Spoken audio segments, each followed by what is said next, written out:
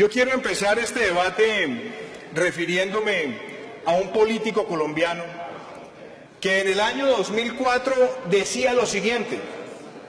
Ese político colombiano decía: Venezuela vive una de sus etapas más dramáticas en su historia contemporánea.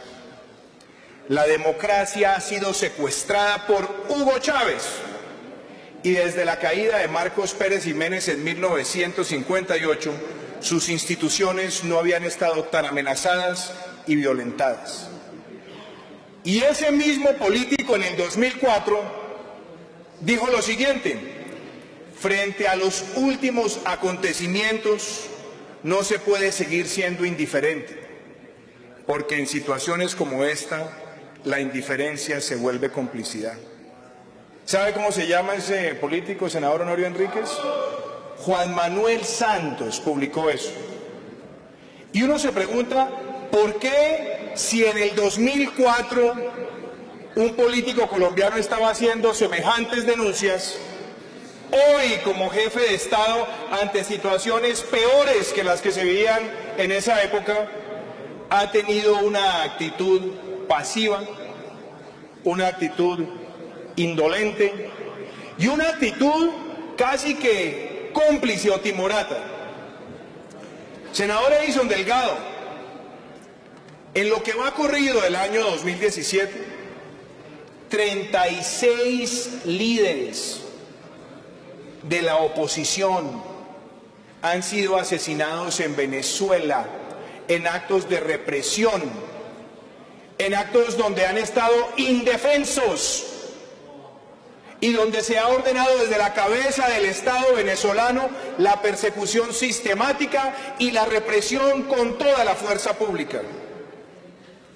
Hay más de 1.991 detenidos y sigue la cuenta, solamente entre abril del año 2017 y lo que va corrido del mes de mayo.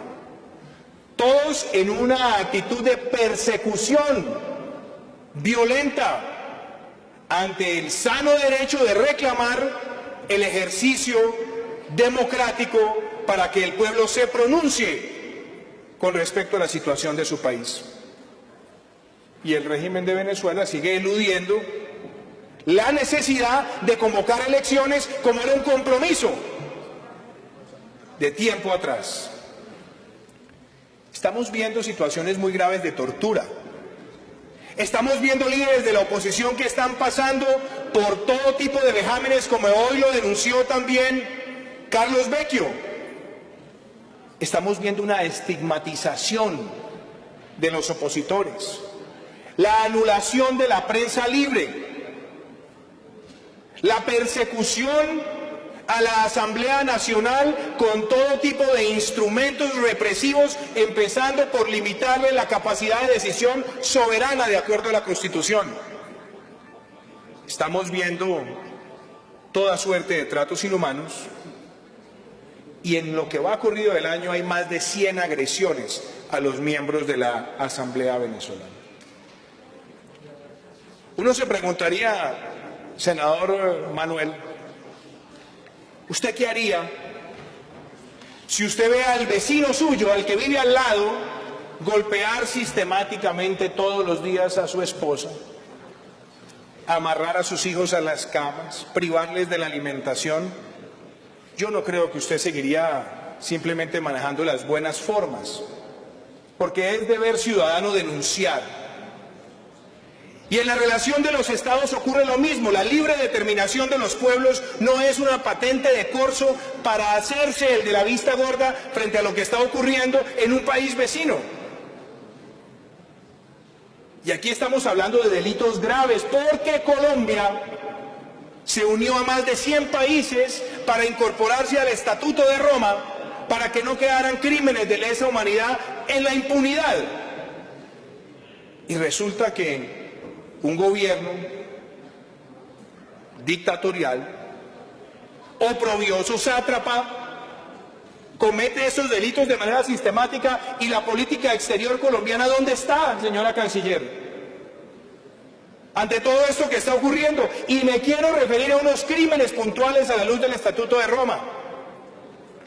asesinatos selectivos, los hay. Hay asesinatos selectivos ya demostrados por organizaciones internacionales de derechos humanos contra líderes de la oposición, contra miembros de la prensa.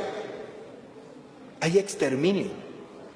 Porque el exterminio no solamente es la aniquilación física, es determinar de manera arbitraria las condiciones de vida. Y así se está viendo en muchísimos estados de Venezuela, con líderes de la oposición y sobre todo con aquellos que quieren ejercer cierta independencia crítica, elemental, a la luz de cualquier constitución. Deportación y traslado forzado de personas. Otro crimen internacional que ha venido siendo cometido de manera sistemática y nosotros con la Cancillería del país vecino totalmente indiferentes. Encarcelación sin previo proceso judicial, inclusive frente al alcalde de la ciudad capital de Venezuela, y nosotros en silencio. Lo que ha pasado con Leopoldo López. Y las respuestas en privado de la Cancillería: no, es que Maduro solamente habla con Zapatero, aquí no hay forma de que él hable con ningún otro líder, no hay manera de tener ninguna respuesta clara. Esas son respuestas vacías de nuestra Cancillería. La tortura, que la vemos a diario con lo que está pasando con Leopoldo López y otros miembros de la oposición, crimen internacional. Persecución a colectividad con identidad propia. Y doctor Horacio Serpa, hay un crimen internacional que se conoce como el crimen de apartheid, que nosotros lo conocimos en su momento, en los años 90, cuando hablábamos de Sudáfrica, pero en Venezuela está ocurriendo con segmentos de la población de manera deliberada y además promovida desde el propio Palacio de Miraflores en alocuciones presidenciales. Estamos ante una verdadera dictadura. Y lo que uno se pregunta es: ¿qué pasó con esas cancillerías colombianas de otrora que tenían la capacidad de ir internacionalmente y denunciar esas dictaduras? Señora canciller, le pido el favor un poco de atención,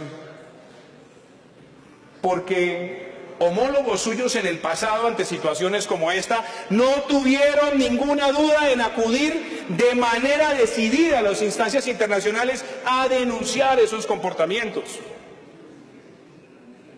Lo hizo Alberto Lleras como canciller y lo hizo también Julio César Turbay como canciller de Alberto Lleras, denunciando la dictadura cubana y denunciando otras dictaduras y otros sátrapas de América Latina. Por eso, ante la Corte Penal Internacional, los estados pueden presentar denuncias, pero también lo pueden hacer los poderes públicos, ante la ausencia de un compromiso formal del Estado. Hoy, señores senadores, les debo agradecer, porque muchos de ustedes, ya más de 60 firmas, han acompañado esta denuncia ante la Corte Penal Internacional por los delitos que acabo de narrar contra Nicolás Maduro. Y tenemos que conseguir más firmas para validar esa denuncia, porque no podemos seguir siendo indiferentes ante esa opresión.